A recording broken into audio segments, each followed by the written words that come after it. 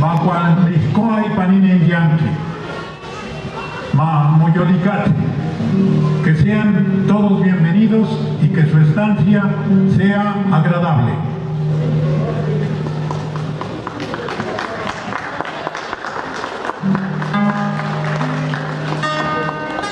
Buenos días, mi nombre es Nonantzin, pertenezco al grupo cultural Inchinantzin Insochitlicuicat.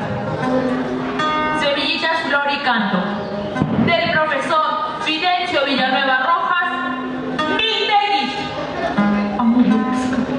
Amuhuetzca colzitzi, todo chewe pilzitzi. Amukiawi pilzitzi. Cheque cahuilo, cheque mistemi, cheque cueponi tachitzi. Mami polo, mate quitigua. Onga pachito stotitzi. Dos ancualo tocatzi. Chicueponi, dos atzi. Yeshihuilo, cuetzitzi. Chiquinchumina, clatzitzi. Mose se guía, o me guía, cuando clauguía, claolzi. Aquí no chipa, mose claneki, zampani y tipen, no tazi. Yemaquitis tonalzi. Sisi umiki, matati. Amonogawas, neshahuilmatis, adikishmati, amati. Demashtiloya, kiahue, totoka, huehuetzititi, juan, pitziti. Clase gamati.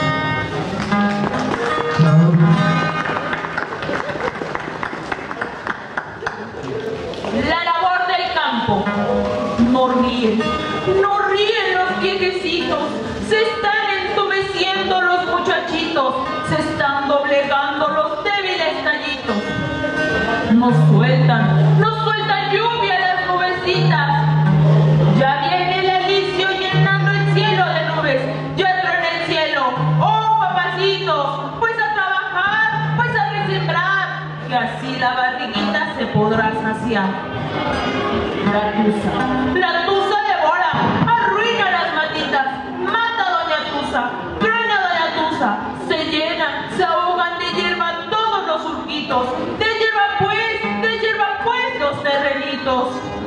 El maicito se cultiva con la primera labor y después con la segunda y además con el montón. El que todo el tiempo se hace el cansado, siempre sin camisa, en cueros está.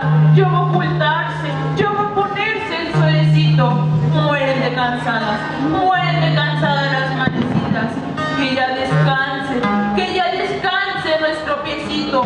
Estudiemos un poquito.